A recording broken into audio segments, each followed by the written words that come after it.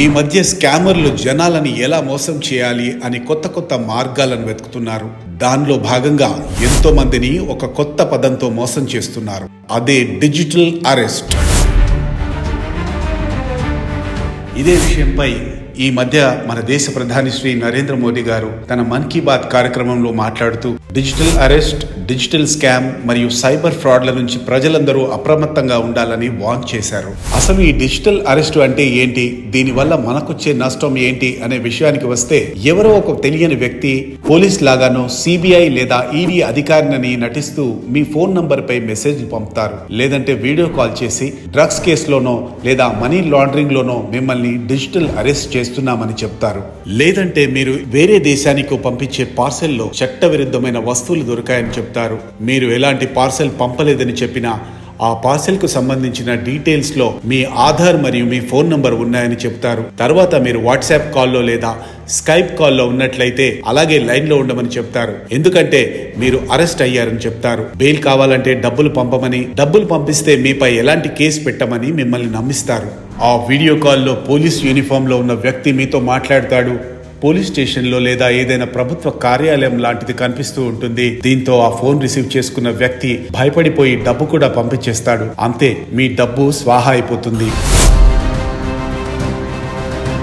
ఇలాంటి కాల్స్ విషయంలో ప్రతి ఒక్కరూ జాగ్రత్తగా ఉండడం ఎంతో అవసరం. ఎందుకంటే ఇదో కొత్త తరహా మోసం. అసలు చట్టసభల్లో ఇలాంటి డిజిటల్ అరెస్ట్ విధానమే లేదు. మిమ్మల్ని అలా ఎవరు అరెస్ట్ చేయలేరు.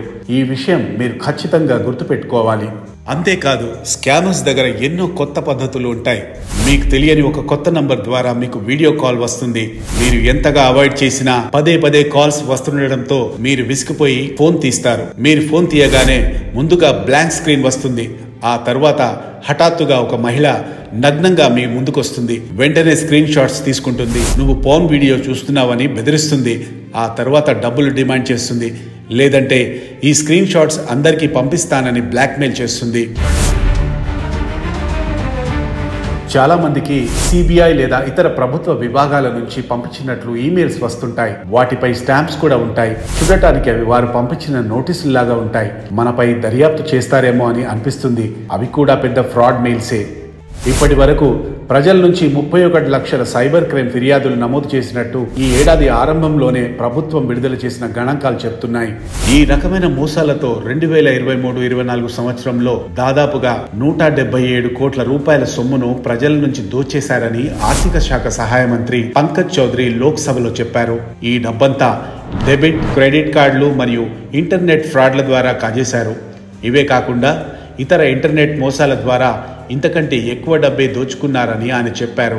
అయితే ఇలాంటి కాల్స్ ఎవరికైనా రావచ్చు. మీకు కూడా అలాంటి కాల్స్ వస్తే వెంటనే ఆ కాల్ ని డిస్కనెక్ట్ చేసి 1930 అనే హెల్ప్ లైన్ నంబర్ కి కాల్ చేయండి. అంతేకాకుండా ప్రభుత్వం లాంచ్ చేసిన cybercrime.gov.in అనే పోర్టల్లో ఫిర్యాదు చేయండి. ఈ పోర్టల్లో ప్రతి రాష్ట్రానికి సంబంధించిన ఫోన్ నెంబర్లు కూడా ఇచ్చారు. ఫోన్ చేసి కూడా మీ ఫిర్యాదును నమోదు చేయొచ్చు. మోసపోయాక ఎంత త్వరగా ఫిర్యాదు నమోదు చేస్తే అంత ఎక్కువగా డబ్బులు తిరిగి పొందే అవకాశం ఉంటుంది. ఆలస్యం అయ్యే కొద్దీ డబ్బులు తిరిగి పొందే అవకాశాలు తగ్గిపోతాయి. ఇప్పటికే మారుతున్న టెక్నాలజీతో ఎన్నో మార్పులు చూస్తున్నాం. లేటెస్ట్ గా ఆర్టిఫిషియల్ ఇంటెలిజెన్స్ ద్వారా ఒక వ్యక్తి ముఖాన్ని అలాగే గొంతును అనుకరించవచ్చు. కొందరు వ్యక్తులు ఏఐని ఉపయోగించి మీలాగా గొంతు మార్చి మీ తల్లిదండ్రులకు లేదా మీ బంధువులకు ఫోన్ చేసి నా ఫోన్ పోయింది, ఇబ్బందుల్లో ఉన్నాను, వెంటనే డబ్బులు పంపించండి అని అడగవచ్చు. ఆలోచించండి, ఇలాంటి ప్రమాదాలకు ప్రస్తుతం అంతు లేకుండా పోతుంది. అందుకే ప్రభుత్వం ఏఐకి సంబంధించిన చట్టాలను ప్రవేశపెట్టి వాటిని ఖచ్చితంగా అమలు చేసే అవసరం ఎంతగానో ఉంది. మిమ్మల్ని కూడా ఎవరైనా మోసం చేసినట్టు అనిపిస్తే ఏమాత్రం భయపడకుండా, బెదిరిపోకుండా ఒక్కసారి మనని ఎవరైనా ఫ్రాడ్ చేస్తున్నారేమోనని ఆలోచించండి. అలాంటి బ్లాక్మెయిల్ కాల్స్ ని వెంటనే ఫిర్యాదు చేయండి. మరిన్ని ఇంట్రెస్టింగ్ వీడియోల కోసం మా ఛానల్ ని వెంటనే సబ్స్క్రైబ్ చేయండి.